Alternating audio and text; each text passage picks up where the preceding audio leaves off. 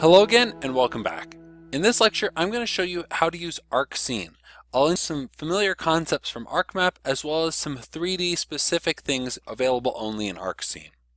We'll look at navigating in 3D, editing in 3D, as well as some of the symbology and layer properties. So first off, let's start with navigating. Using the Navigate tool, I can click on the model and move my mouse around and get different perspectives on the model. So get lots of different views using that. And if I right click while doing that, I can zoom in and out. I can also use a fly tool here. And if I click on the document, my camera follows the mouse. So now I'm in 3D, I'm viewing things from a camera. And the camera follows the mouse, and if I left click again, it'll start moving forward, and the more I left click, the faster it'll go. And it just follows my mouse at the angle, and then I can steer through different things. And if I right click, it slows it down. And I can click to go again. And if I get lost in 3D, just like elsewhere, I can right click on a layer and go to zoom to layer and get set back again. Another thing I can do is I can set an observer point, and if I click on the side of the hill, it takes me there. And then I can use Navigate to look around a bit from there. So that's kind of a nice way to view things as if you're in a specific spot on the document. And then if we go back out to the full layer here, one other thing I want to point out to those of you with equipment that's capable of it is we can view in perspective like we are now, where we can look around at it from different angles, or we can choose orthographic 2D views, or we can go to stereo views, which are used for producing true three-dimensional images as perceived by your eyes. And it has a few different three-dimensional viewing options. It has the red and blue version for those of you who have glasses that convert that to 3D. If you have hardware and glasses that work for it, it can do shutter effects in order to transmit the 3D images correctly to you. Or you can do a freestanding version where it shows you a left and a right image. And you can get stereo viewing goggles for this, but for those of you who are ever good with magic eyes, if you were familiar with those and had them wherever you live, if you go slightly cross-eyed here and overlap the images, you can actually make them see, or you can actually see it in 3D without any special glasses too. It takes some work to get comfortable with it and not make yourself nauseous or make your eyes hurt, but you can view something like this in 3D, and then you can still navigate in 3D this way and see it in 3D. So don't work too hard to do it in the videos and hurt yourself, but it is a possibility. Okay.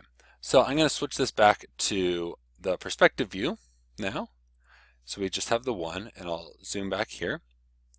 One other thing I want to point out is that while we did some editing in 3D when we talked about Z values on features, this editing tool set here is really designed for 3D editing. So ArcScene is most of what ArcMap is. It's going to be very familiar to those of you who use ArcMap, which is all of you at this point, but it's tuned for 3D. So things will be set up by default for doing work in 3 dimensions. So that current Z value tool that we had to add in ArcMap is just here by default in ArcScene. But lots of things that are available in ArcMap are still here. The whole Arc toolbox is available. I can run anything. I can see the catalog window. I can search. The results pane's still here. I also have access to export scenes, and if I choose a 2D export, I can export using my familiar dialog here. One thing that's new in the data export menu though is if I choose 3D, I can export VRML or virtual reality modeling language files that can be imported in things like Blender that I showed you earlier in this lesson. So you can export 3D models from ArcGIS this way to use in other software that supports it, whether it's CAD software or 3D modeling or animation suites. One other thing I want to point out here is the multiple viewing or multiple viewers options that are built in here. So if I go to the Windows menu, I can add a viewer.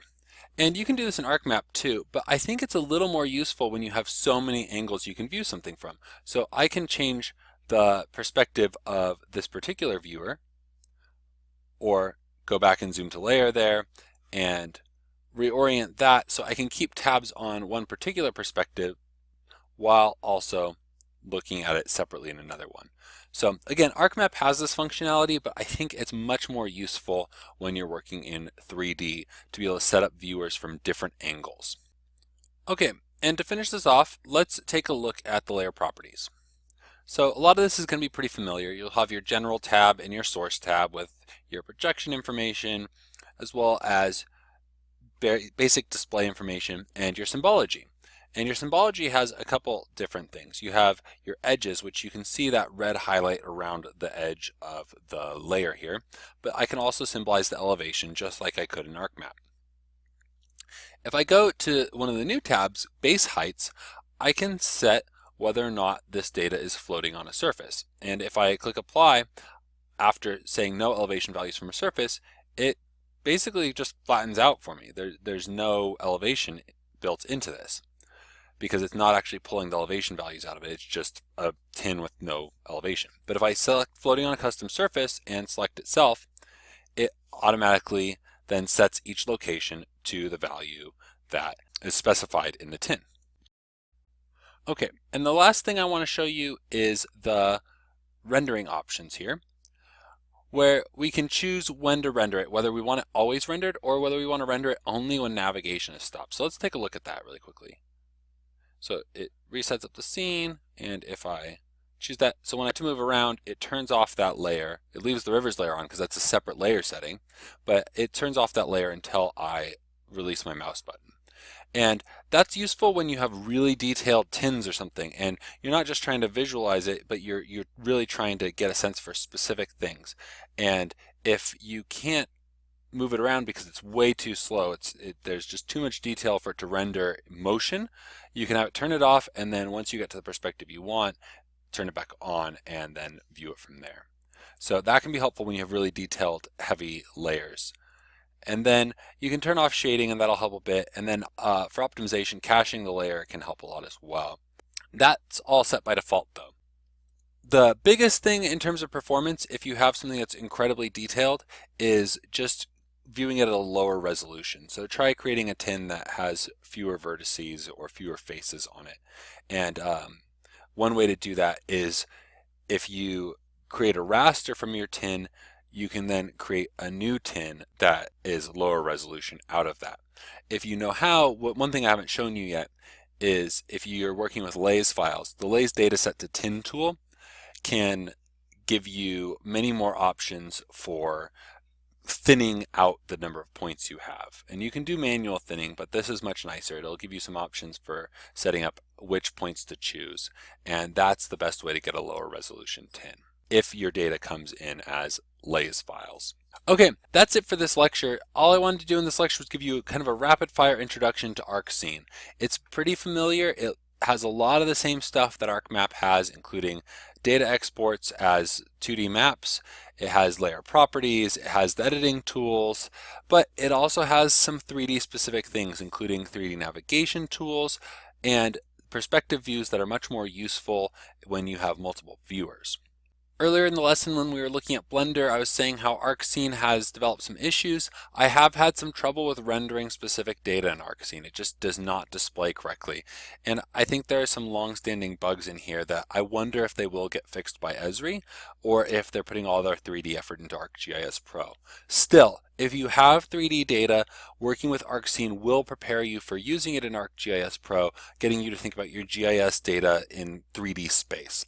So it's still worth your time if it's something you need to do or want to do to get to know ArcScene just a little bit.